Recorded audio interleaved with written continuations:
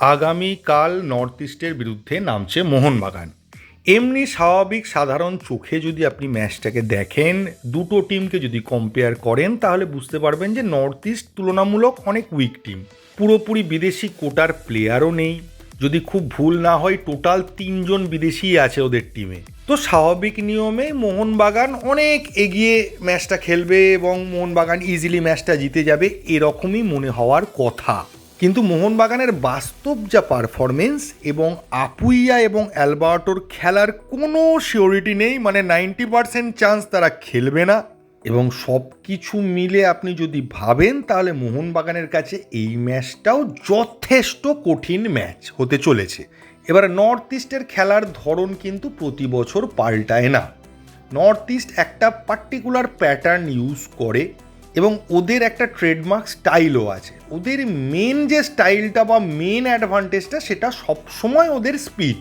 এবং খেলাটা যেহেতু ওদের ঘরের মাঠে হবে, যে না যুবভারতীতে হলে নয় বলতাম যে এই গরমে ওরা দৌড়তে পারবে না, ক্লান্ত হয়ে যাবে, সেই সিচুয়েশনও নয়, ওরা ঘরের মাঠের ফুল অ্যাডভান্টেজটা নেবে। কিন্তু ওদের ঘরের মাঠটা অনেক টিমের ঘরের মাঠের মতো দুর্গ নয় যে যেখানে গিয়ে হারানো সম্ভব নয়, ওরা নিজেদের ঘরের মাঠেও প্রচুর ম্যাচ হারে। এটা অবশ্যই একটা পজিটিভ পয়েন্ট মোহনবাগানের অ্যাসপেক্ট থেকে।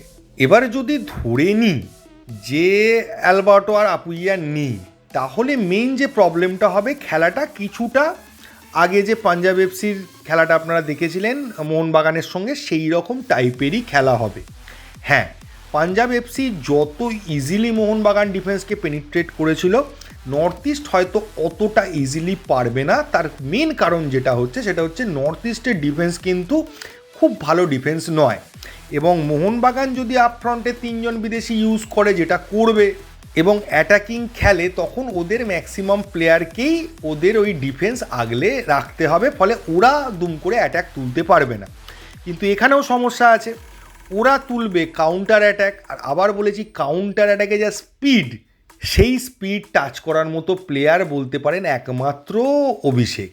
কিন্তু মুশকিল হচ্ছে যখন মাঝখান দিয়ে কাউন্টার অ্যাটাক হচ্ছে, এটা আপনাকে বুঝতে হবে সিচুয়েশানটা। সেই মুহূর্তে কি হচ্ছে, মোহনবাগানের ম্যাক্সিমাম প্লেয়ার অ্যাটাকে থাকছে এবং অবশ্যই সেক্ষেত্রে অভিষেক বলুন বা দুটো সাইড ব্যাকের যে কেউ বলুন, সুভাশিস কিছুটা পেছনে থাকলেও অভিষেক কিন্তু একদম পেনাল্টি বক্সের আশেপাশে থাকে।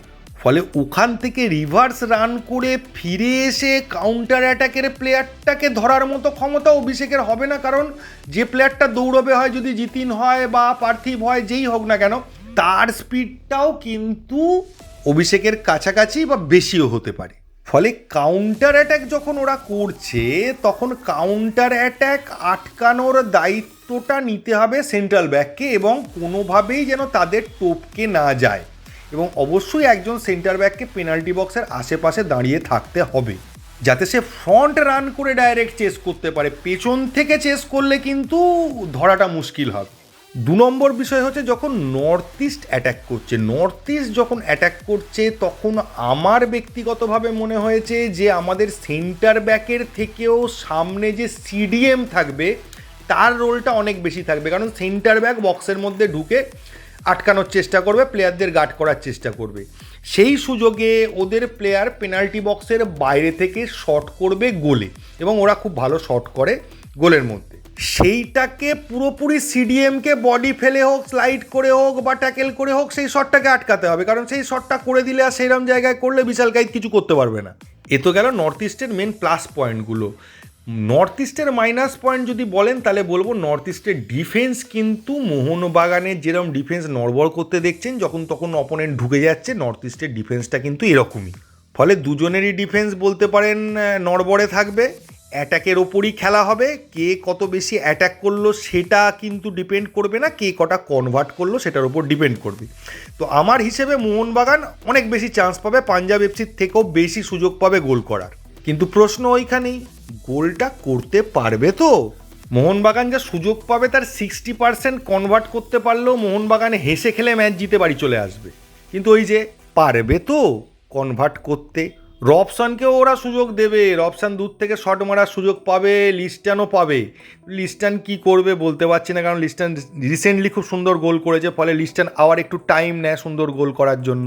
রবসানের অনেক দিন হয়ে গেছে, গত কয়েকটা ম্যাচে প্রপার শট নেওয়ার জায়গা পায়নি। এই ম্যাচে এক্সপেক্ট করছি রবসানও কিন্তু শট নেওয়ার জায়গা পাবে।